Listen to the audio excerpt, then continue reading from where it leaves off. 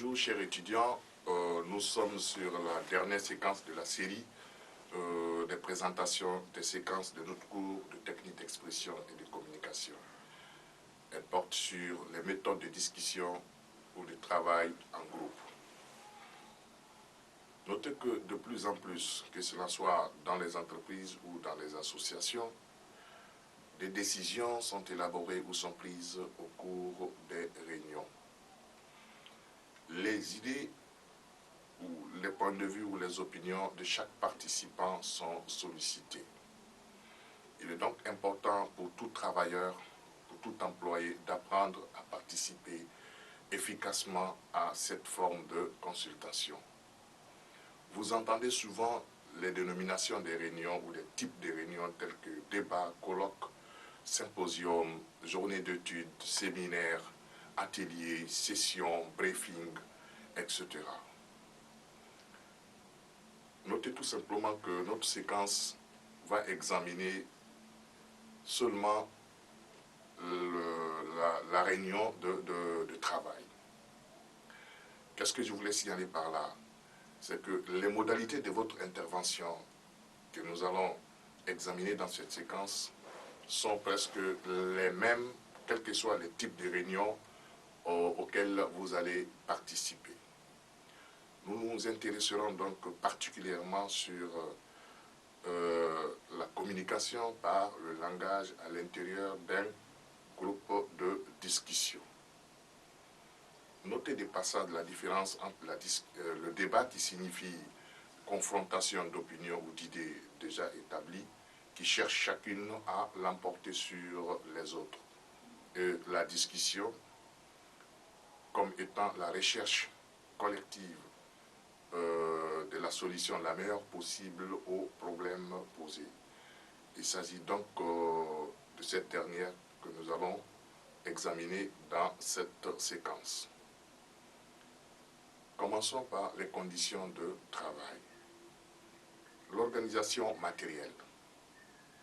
Les conditions de travail, les conditions de réunion, c'est-à-dire matériellement ou physiquement, quelles sont les conditions dans lesquelles peuvent être tenues une réunion.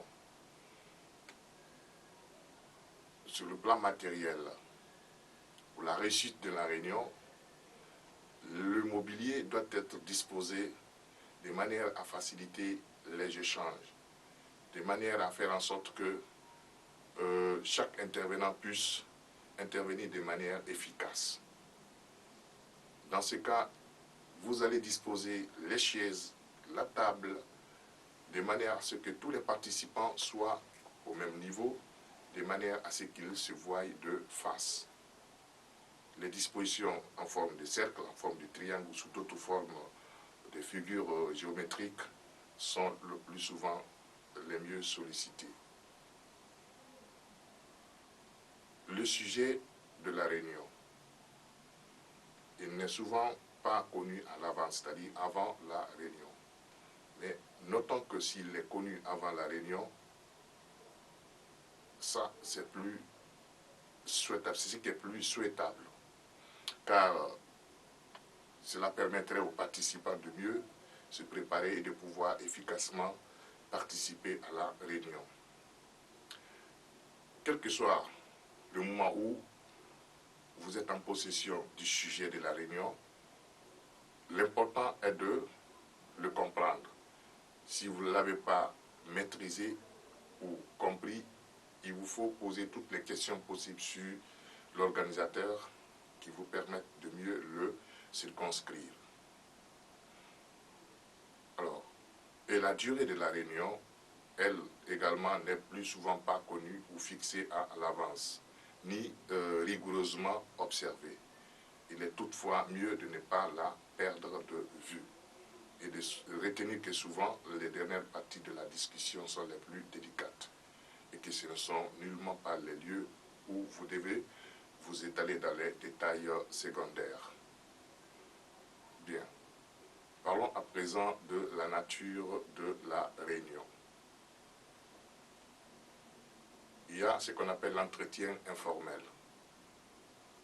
Si la réunion ne se déroule pas dans un cadre institutionnelle dans un cadre hiérarchique, si volontairement elle n'est pas dirigée ni organisée, elle est improvisée, le participant n'est donc contraint à rien. Il n'a pas à obéir à une procédure. Il doit donc jouir ou il jouira donc d'une liberté d'intervention et d'une liberté d'opinion, car il n'a pas à obéir à une procédure donnée. Il doit toutefois être attentif ou prendre conscience des relations qui puissent s'établir entre des opinions et entre des personnes qui interviennent. Cette observation lui permettra d'intervenir de manière efficace. La discussion dirigée. Bien que la discussion non directive connaît de nos jours une faveur ou la faveur provoquée notamment par des recherches sur la dynamique des groupes, bien que la discussion non dirigée ou non directive connaisse également ou participe au développement de la personnalité sur le plan social et sur le plan professionnel, il ne peut pas être ou il ne peut pas continuer à être la forme la plus régulière des réunions de travail, dans la mesure où elle exige du temps, où elle exige des méthodes d'organisation complexes. Et surtout, elle n'arrive pas ou elle ne parvient pas toujours à la solution aux problèmes posés. Et c'est pourquoi vous allez à chaque occasion participer à des débats ou à des discussions contrôlées, dirigées, institutionnalisées ou hiérarchiques dans vos lieux de travail. Que la structure de la réunion soit cette fois planifiée par l'organisateur, les règles d'organisation plutôt soient fixées par l'organisateur ou par l'entente préalable des participants ou par des règles préétablies. Alors, lorsque la discussion a lieu dans un cadre organisé, hiérarchique ou institutionnel, l'animateur, le président de séance va jouer dans ce cas un rôle ou une fonction très nette. C'est lui qui va veiller à ce que la discussion ne s'écarte pas du sujet.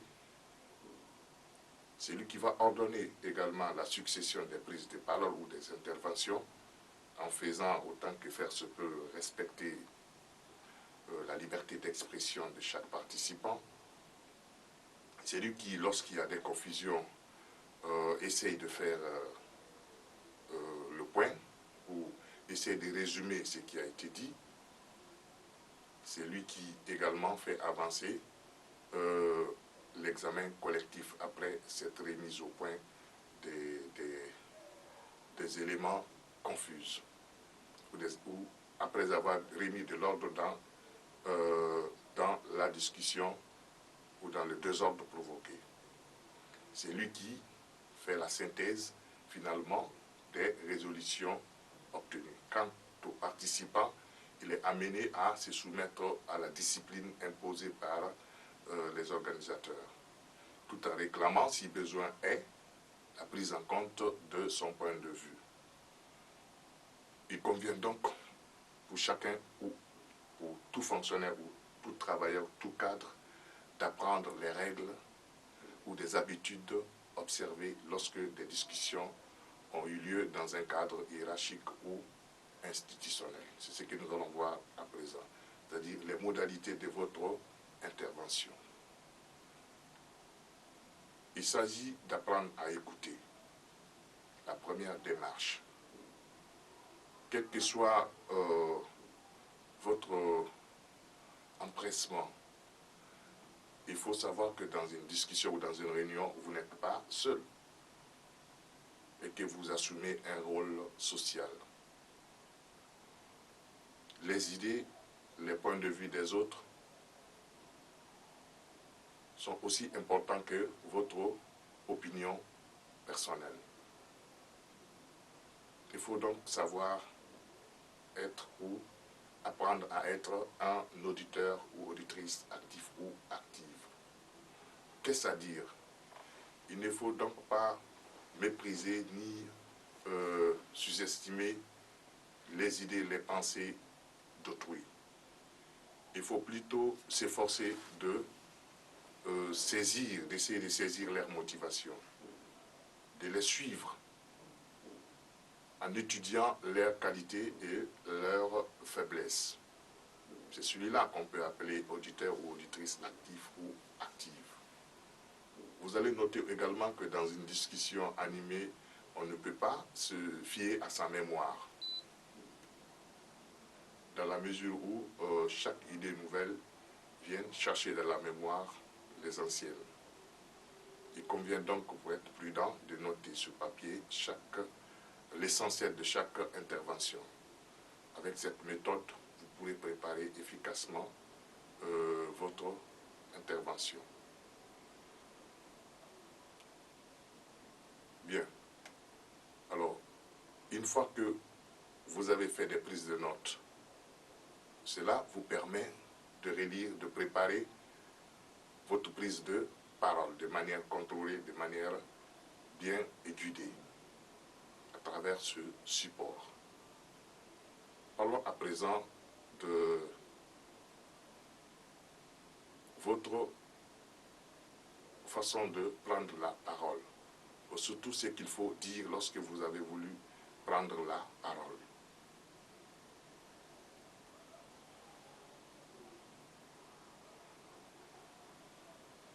Tiens,